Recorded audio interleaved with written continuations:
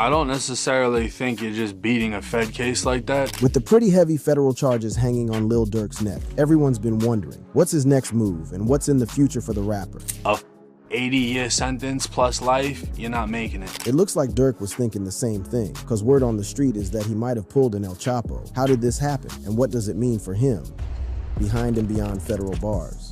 Let's start with where Lil Durk has been locked up, the Metropolitan Detention Center, MDC, in Los Angeles. This isn't just any prison. It's an administrative security federal detention center that houses pretrial detainees and those considered high risk. Unlike state prisons with traditional cells, the MDC features rooms with plate glass windows, creating a unique environment where inmates like Durk are essentially living in high security hotel rooms that they can't leave. Durk has been locked up here since his extradition from Florida in November 2024, and according to recent reports, he's finding unique ways to cope with this massive life change. In a surprising turn of events, Durk has embraced Islam even more deeply, spending much of his time praying and learning Arabic with the help of fluent inmates. This spiritual journey appears to be his anchor in the storm, with sources indicating he's helped guide 13 fellow inmates to convert to Islam during his time at MDC. The transformation is remarkable. This is the same man who was once known for his street persona and violent lyrics, now dedicating his days to spiritual growth and helping others find faith. His father, Dante Banks, shared in an April 18, 2025 interview that Durk's commitment to Islam has given him peace despite facing potential life in prison or even the death penalty. But it hasn't all been peaceful. Durk has faced challenges with prison rules, including allegations that he was breaking regulations by participating in unauthorized three-way calls. These infractions were brought up during his December 2024 detention hearing and used by prosecutors to argue against his pretrial release, suggesting he couldn't be trusted to follow rules even while incarcerated. Despite these setbacks, Durk has maintained communication with the outside world through carefully monitored channels. His most significant recent interaction came in a phone call with DJ Academics on April 28, 2025, where he projected remarkable optimism.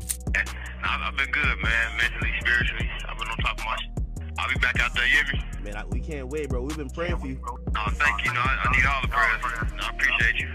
I was telling them, I was like, I think This confidence is striking given the gravity of his situation. Facing federal murder-for-hire charges that carry a potential life sentence, most people would be consumed by fear and anxiety. Yet Durk appears to be channeling this adversity into personal growth, focusing on faith and maintaining hope for the future. But Durk hasn't let his incarceration stop his musical output. His 9th studio album, Deep Thoughts, dropped on March 28, 2025, while he was behind bars, and remarkably debuted at number 3 on the US Billboard 200. The album features an impressive lineup of collaborators including Future, Lil Baby, Hunkshow, and Jane Aiko, proving that even prison walls can't contain his artistic influence. However, Durk admitted in the same call with DJ Academics that he hadn't even listened to his own album in its entirety. But they was keeping me updated, but I ain't heard nothing. This is like a box of hell. We don't get no news, no talk, no nothing. If you don't call or somebody says it to you on the computer, it's a wrap. This statement reveals the isolating reality of federal detention, where even successful artists are cut off from the outside world they once dominated. Producers working on the album had to communicate with Durk exclusively through phone calls, craying beats, and discussing artistic direction from afar. The album cover, depicting Durk in a graffiti jail cell, along with a mini documentary released alongside it, provides rare insight into how artists adapt their creative process when incarcerated. Meanwhile, Durk's legal team is mounting an aggressive defense strategy. His attorneys, including experienced criminal defense lawyer Drew Findling and Jonathan Brayman, have filed motions to dismiss the superseding indictment, arguing that prosecutors misled the grand jury and relied on circumstantial evidence. They're particularly focused on challenging the use of song lyrics as evidence, claiming they were written before Robinson's death and have no connection to the alleged crimes. The defense team's strategy extends beyond challenging evidence. They're preparing for a crucial bond hearing on May 8,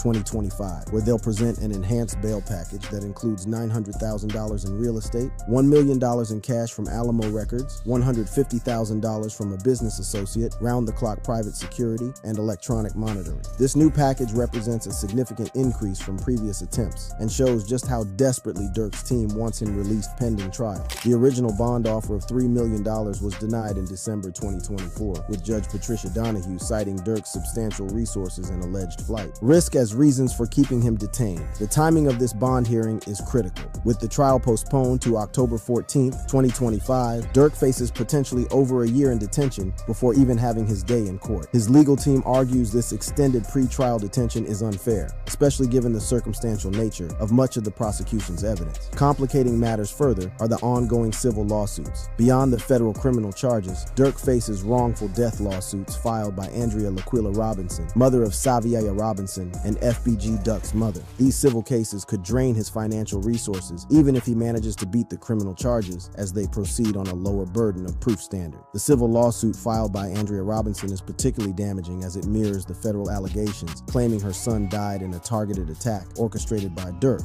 Similarly, the FBG Duck lawsuit alleges a pattern of violence, including placing a $100,000 bounty on Duck's head that led to his fatal shooting in Chicago's Gold Coast area. Throughout this ordeal, Durk's family has remained his strongest public support system. His son, Zayden Banks, issued a heartfelt statement in October 2024, emphasizing Durk's charitable work through Neighborhood Heroes and his role as a dedicated father. In April 2025, his family released another statement, claiming the government presented false evidence to indict him, particularly criticizing the use of his rap lyrics against him. The family's defense of Durk reflects a broader cultural debate about criminalizing rap artistry. They argue that lyrics are artistic expression protected by the First Amendment, not confessions of real crimes. This argument will likely feature prominently in Durk's defense strategy as the trial approaches. Despite maintaining a positive public image and continuing to release music, the reality of Durk's situation remains stark. Federal prosecutors have built what they believe is an ironclad case, complete with 230 gigabytes of digital evidence, wiretap recordings, and alleged testimony from multiple informants. The sheer volume of evidence suggests this isn't a typical federal case. It's a comprehensive takedown operation targeting one of hip-hop's biggest stars. The stakes couldn't be higher. If convicted, Durk faces a minimum sentence of life in prison, with some legal analysts suggesting prosecutors might even seek the death penalty given. The nature of the charges. For someone who rose from Chicago's violent streets to Grammy-winning success, this potential fate represents a tragic fall from grace. Yet within the walls of MDC Los Angeles, Durk appears to be finding strength in faith and family. His conversion to Islam has provided him with a community of believers even in prison, while his continued creativity shows that his artistic spirit remains unbroken.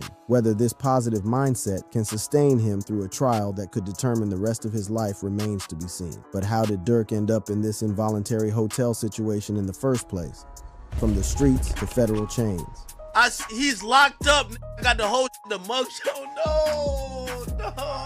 Durk Devontae Banks rose from the violent streets of Chicago's drill scene to become an international superstar, collaborating with Drake, Future, and J. Cole. But behind the platinum records and sold-out shows, federal investigators were building what they claim is an airtight case against one of rap's most influential figures. The story takes a dramatic turn on October 24, 2024, when U.S. Marshals snatched Durk at Miami International Airport. But here's where things get even crazier. The feds didn't just catch him trying to board a regular flight. Investigators claim Durk had booked not one, but 3 escape routes: a private jet to Italy, a commercial flight to Switzerland via New Jersey, and another to Dubai via Qatar, all for the same day. That's some next-level planning right there, and it immediately set off alarm bells for federal authorities who saw this as a desperate attempt to flee the country. What had Durk allegedly so spooked that he was trying to bounce to 3 different countries at once? Well, hold on to your seats, because what dropped next was absolutely insane. On November 8, 2024, federal prosecutors hit Durk with some of the most serious charges you can imagine: conspiracy to commit murder for hire, use of interstate facilities to commit murder for hire resulting in death, and using firearms in furtherance of a violent crime resulting in death.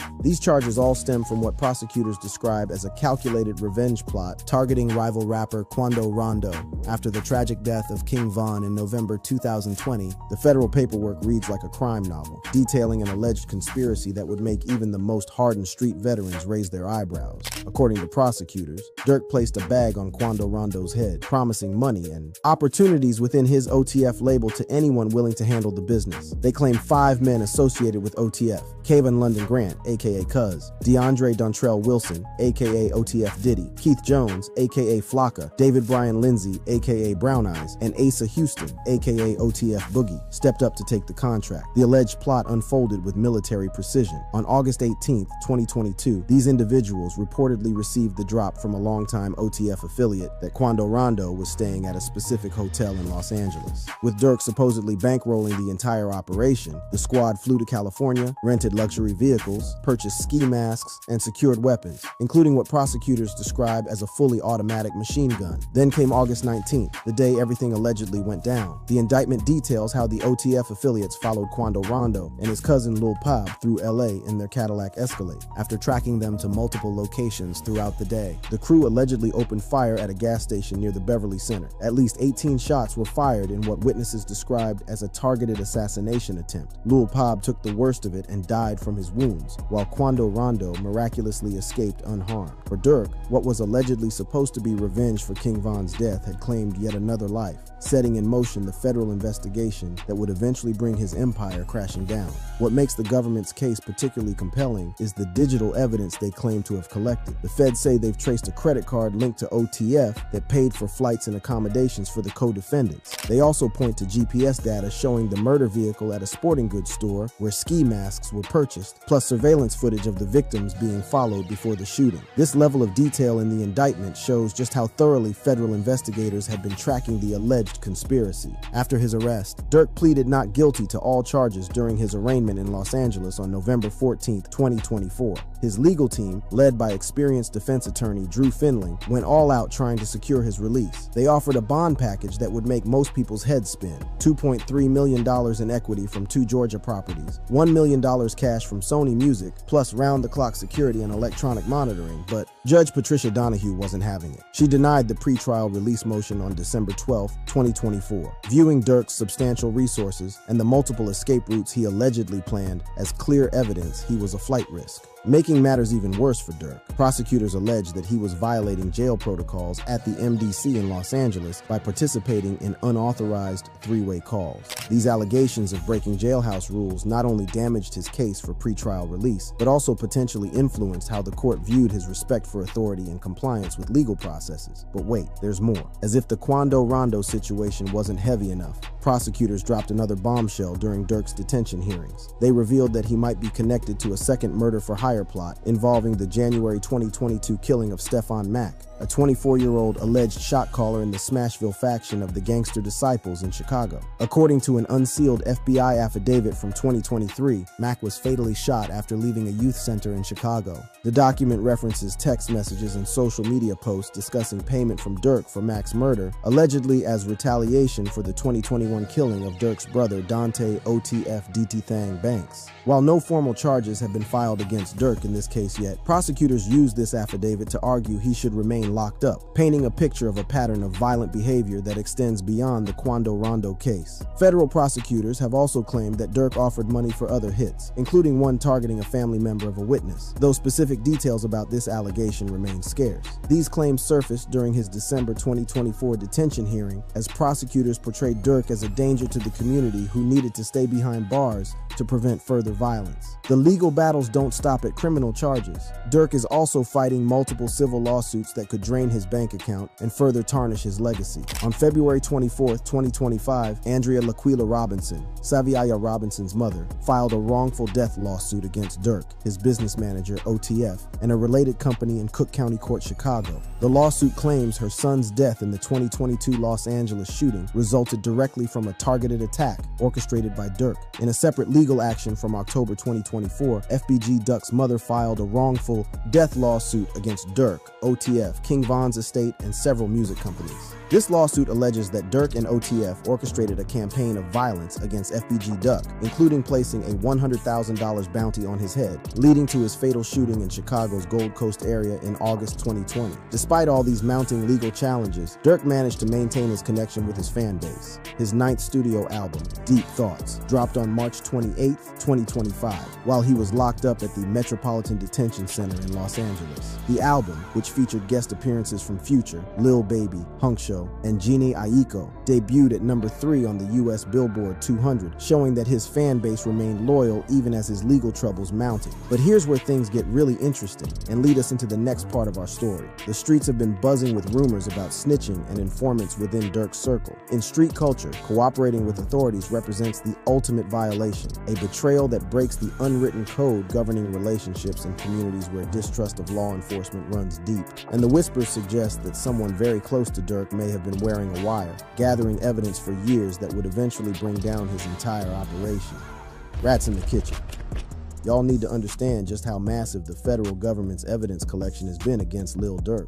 Wiretaps, recordings, and all that, like, he was in too deep with a J. Reed. According to court documents, prosecutors have gathered approximately 230 gigabytes of digital evidence in their case against Durk and his co-defendants. That's not a typo, 230 gigabytes. This includes audio recordings, surveillance footage, and over 20,000 pages of documents detailing alleged violent crimes. This mountain of evidence is precisely why Durk's trial, originally scheduled for January 7th, 2025, got pushed back to October 14th, 2025, with both the prosecution and defense acknowledging the complexity of the case. Now let's get to the nitty-gritty, the snitching allegations that have the streets talking. Two names keep popping up in these conversations: OTF Jam and Brick Baby. According to rumors circulating online and in the streets, these individuals may have provided devastating testimony or recordings to federal authorities. But here's what's really wild. The alleged betrayal may have been going on for years, right under everyone's noses. Let's start with OTF Jam, who appears to be at the center of these snitching allegations. Multiple sources suggest that Jam, who was once considered part of Durk's inner circle, may have been cooperating with federal authorities for an extended period.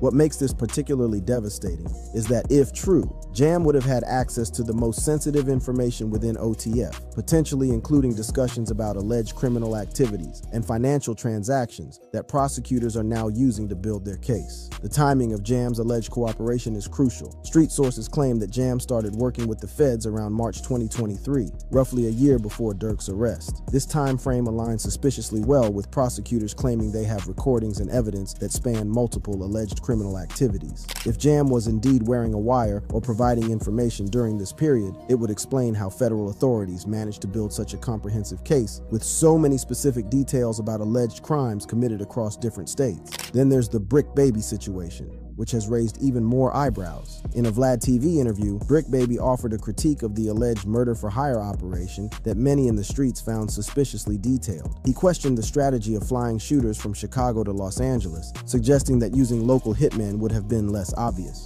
He specifically highlighted the hotel stays and ski mask purchases as tactical errors that created an easily traceable pattern for investigators. What's striking about Brick Baby's comments isn't just their insight, but the timing and specificity. How did he know such detailed information about the alleged operation? Was this just street talk? Or was he privy to information that only someone closely connected to the situation would know? These questions have led many to speculate whether Brick Baby was another confidential informant who had been feeding information to federal authorities. One of the most damaging pieces of evidence against Durk may come from what's known as a cell plant, a federal informant placed in the same jail cell as someone connected to the case. According to court documents, this technique was allegedly used with an individual identified as AJ, who was locked up for possession of a stolen murder vehicle and later held at Illinois River Correctional Center. The FBI reportedly placed an informant in AJ's cell who recorded conversations where AJ allegedly spilled all the details about planning and executing the Stefan Mack murder, as well as payments related to the hit. What makes this evidence particularly damaging is that AJ allegedly provided specific details about Durk's role in financing these operations, including how payments were structured